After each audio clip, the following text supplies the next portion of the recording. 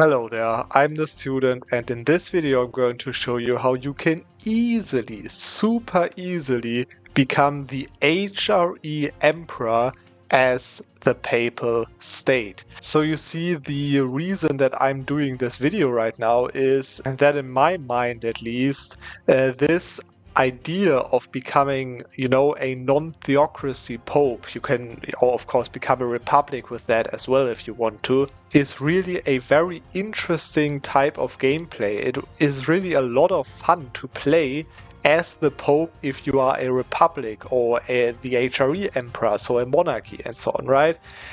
Which of course means you can get PUs as the Pope. You can become a merchant republic as the Pope, whatever, right?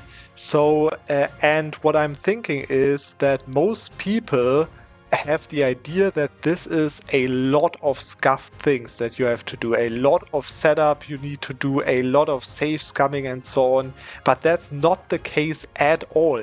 And that's also why you probably saw it in the title and the thumbnail, and why I wanted to show you that this is super easy to do and super chill to do as well. Nothing special that you have to do for that. And also, just as a reminder, this is nothing new. This has been known in the community for ages, basically. So I'm not claiming to discover that or anything like that. I just wanted to show you that in a little video, and maybe you'll have fun with that. So let's get right into the actual video. And there we are as the Pope in 1476, so only like 30 years after the game start, right? Which is, as I said, completely easy. This was a completely chill game for me. So you can see that I've conquered two main things, which is first of all the Maghreb, which was super easy. I just no-CB Tunis when they were at war with Castile, and none of their allies joined, so it's just a free war. And I also have lands in Poland, but one thing, if you want to do it as early as I'm doing it right now, then you'll need these Polish lands. Otherwise, if you have like 30 years more time, so until 1500, 1510, and you don't care to do it that early, then you can just completely ignore the Poland part. You don't need it for this strategy. This is just to make it a little faster. Now, in terms of how I did it, is I no-CB'd Bohemia, which were rival to Austria, of course, so Austria wouldn't join that war. And then this war against Bohemia was way easier than you might think with your two vassals, and you can get up to 16,000 troops. So yeah, very easy war to fight. And then what I did is I overtook his vassal Glogau. And that means that I can, of course, then let them make a claim on Poland and, of course, conquer the land from myself, because I have a border to my vassal that is on the same continent as I am. Now, that's how I got to that. Of course, Austria will help you as an ally. I also called Hungary in as an ally because they wanted land. So yeah, it's really very easy, this conquest. Same as for the Tunisian conquest. It's really nothing special at all. I cannot say it often enough. Now the thing is, of course, as I am the papacy, for example, I can't switch out of the theocracy type, right? As you can see. Now I also have no other choice on tier 1, so I can't flip out of papacy any other way. So what I'm going to have to do is I have to flip my religion and then become a monarchy with a special way, with two special ways. One of them involves Poland, the other one is completely generic, can be done without owning any other land than the Sunni land that you need. And you can see now, of course, if you have a look on my economy chart, then you're going to notice that I have a little more Catholic land than Sunni, which is of course mainly because of the Polish lands up here. So what I'm going to do is I've just half-stated these two states, so it doesn't really hurt me in any way to destate them again. And that means that now I have 49% Polish development, so maybe let's see if I can still, exploit development, for example. Now we have 50% Polish development, otherwise I would have just make one deft click or something, right? So I can switch to primary culture Polish now already, just basically in advance. So there we go, primary culture Polish. And now what I can do is I can just feed all of that land to my vassal.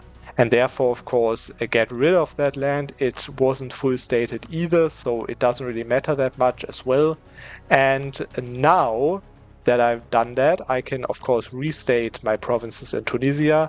And that also means that now my share is 55% Sunni development to 49 or 40 to 44.9% Catholic.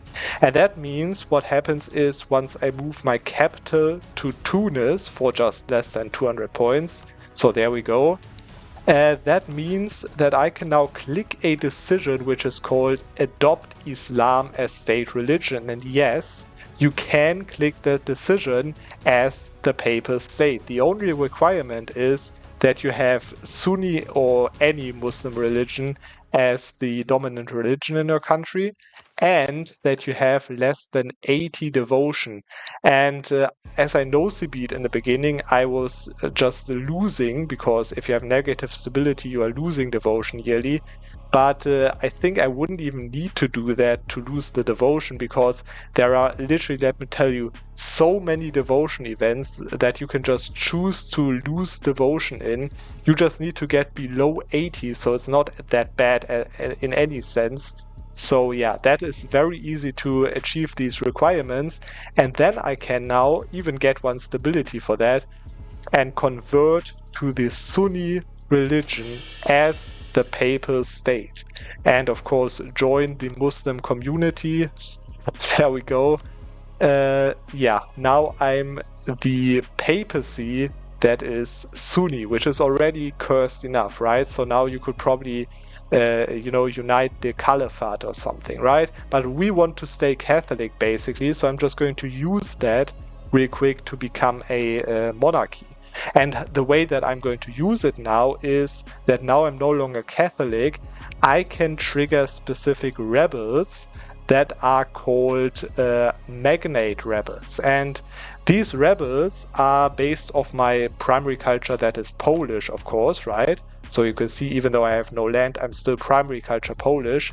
And that means that my nobility estate is called Szlachta, which means that they have their own rebels, so magnate rebels. And these magnate rebels have a very specific advantage that you can use for your quest. But before I do that, if you don't want to do it that fast, and if you wait to 1500, 1510 or something, and don't want to conquer anything in Poland, then there is an even easier way to become a monarchy, which is just through government reforms, because on tier 6 you can't choose this one, as you can see, to become a monarchy directly, but you can, as you are Muslim, choose to become a feudal theocracy. Now, of course, the downside is you have to stay Sunni until then, right? So until you get to the reforms, which should be around 1510, as I said. But then the advantage is you don't have to culture shift or anything. You can just become a monarchy straight away. And then the same thing happens, which happens after I accept the rebels. So that's the alternative way. But now let's see what happens if I do it with the rebel path. Now what I'm going to do is I'm going to seize land, and as the Schlachter are below 50 loyalty, that means that they will trigger nobility rebels. Of course, all the other states have to be loyal so that none of the other states triggers rebels instead. So yeah, let me just seize land and trigger noble rebels. There we go, and now what you can see is that these are papal magnate rebels, and that is again because I'm Polish primary culture. What I can do is I can immediately accept demands. I'm of course going to lose 200 reform progress, which is whatever because I'm a monarchy then, right? So that is totally worth it. And yeah, you can see that they turn me into a monarchy. It's as simple as that. I'm just going to accept demands now, not even going to lose prestige for that. There we go. And now I am a monarchy. Hope so a sultanate, as I'm technically still Sunni, of course. But what I can do now is I can become an elective monarchy, which is very important. And I can, of course, now also, as I'm a completely normal monarchy, make the Pope a general so that he dies faster, basically. And he's already 62, so this should go relatively fast within like the next 5 years or something. He will be dead, I'm pretty sure. But yeah, let's just wait for that, because of course we don't want to be Sunni, and I have to say, you can't just trigger Catholic rebels or something, because the Papal State as a country, as long as you are the Papal State, you cannot fall to rebel demands, to religious rebel demands, and convert your nation with these rebels, because there's like a special description for the rebels that they only enforce their religion on you if you're not the Papal State. So we have to do it with the elective monarchy, but you're going to see in a second what I mean once my ruler dies. And of course now I can move my capital back to Rome, just for, you know, flavor, of course, and for the trade node. Otherwise you can just move your main trade node if you want. But yeah, you can see it costs me basically nothing. So there we go. Now I also have my capital back in Rome, while I'm of course still Sunni, but that will change, as I said. And there he goes. He was like 70 years old and of course a general, so no wonder that he died within, you know, less than 10 years, of course. But anyways, now you can see, as I have the elective monarchy enacted, I get this election event. And what I can choose is, I can of course choose a distant noble, which is a noble of the family of the biggest monarchy nation that I'm bordering, that is independent and so on. So in this case, France. And that means that I can now choose a de Valois dynasty guy on my throne. And if I click that, you're going to see that in a second. Of course, my heir, for example, he is Sunni, of course, as my dynasty is Sunni, my entire thing. But the French dynasty is, of course, Catholic. And that means that once I choose this ruler over here, there we go, 111. Perfect. Of course, they are always this bad, so there's no bad luck or anything. They are Catholic, as you can see, Catholic and Frankian. And that, of course, means now that I have a Catholic ruler as a non-Catholic country. And that means as soon as I have 2 stability, so let me just boost that once over here. I could have waited to get rid of the Regency modifier probably, but anyways. And I need to have more than 90 legitimacy, so let me just boost that up to 90. Now what that means is I can trigger the event Question of Faith, which is very easily save scummable, or otherwise it will also trigger within 10 years or something. I'm just going to wait for the next Pulse event tick when the event can happen, and then I'll just trigger the event with some save scumming, probably 1 or 2 attempts, nothing more, because this event is very likely to trigger. That of course will convert me to the religion of my ruler. And yeah, let me just wait for that, and then we're going to see how it goes. Now there it finally is. It took me a while to trigger it, to be honest, but there it is, finally, the Question of Faith event. And yeah, you can see that I can now convert via event to the Catholic, back to the Catholic religion, which is of course the religion of my current de Valois monarch that I have, as you can see. And yeah, it will cost me 4 stability and 30 legitimacy, and for some weird reason I will lose prestige as well. So yeah, let me just probably break the vassalization of Glogau first, because that means that you can see it over here. I'm just very close to actually not be able to join the empire, so I don't really use you know, that land anyways. I gave it all away anyways already, so I can just you know, whatever, spend the prestige on that. And that means that I now can join the empire, as you can see, once I am Christian, which I am now once I click this event. There we go. Now I'm Christian, as I said, I'm also going to lose prestige for some reason.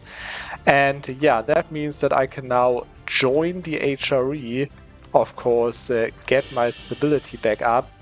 And yeah, you can already see it on the votes. I've been improving with electors. Already 3 electors would be voting for me. And Palatinate over here is shortly going to vote for Denmark, probably. They're actually very close to voting for me still. But yeah, whatever. So that won't be a problem. I probably also be able to get Saxony, and then we'll see once the Austrian ruler dies. But basically, this is now done, right? I'm the Pope. I can still use all the papal interactions, as you can see, and you know, whatever the Reformation triggered already. So I'm still the Pope. I am Catholic, but I'm also a monarchy. And that means that I'm able to get elected the HRE Emperor. So let's see when it happens, and then I'll finish up this video after I'm the Emperor. So it just happened a second ago, because Austria had their ruler on the siege. He was like 37 years old already. I was now elected the Holy Roman Emperor as the Papal State. You can see Innocentius VIII de Valois is the Emperor, and also, of course, the Emperor of the Papal State, which is no longer a papacy, of course. But keep in mind that I still am able to control the Holy See actions. Holy Roman Empire, which is now both true Holy and also true Roman Empire. So yeah, that is it for this strategy, and I think it's really very easy. Just one decision basically, and then whether you want to go faster, you have to do the Poland strat, or you want to wait longer, then you have to do it with a tier 6 reform. But this is really all it takes to become an emperor of the HRE as the Papal State. And of course, if I weren't emperor right now, I could also, as I already said, switch to become a republic, for example, to become a merchant republic Papal State, if you want to play that. So I think really very interesting options open up with this strategy. By the way, I am going to upload a crazy run next Monday that I've been planning for weeks and weeks already. And I will be uploading the entire strategy of that run. It will be a crazy result in the end, trust me. Already with memberships only exclusive video. So if you want to support me and my channel and want to see the strategy already in the following few days, 1 week before the actual video comes out, and in way more details, then feel free to support me that way. It would really help a lot. And otherwise, we're going to see, as always, on another Monday.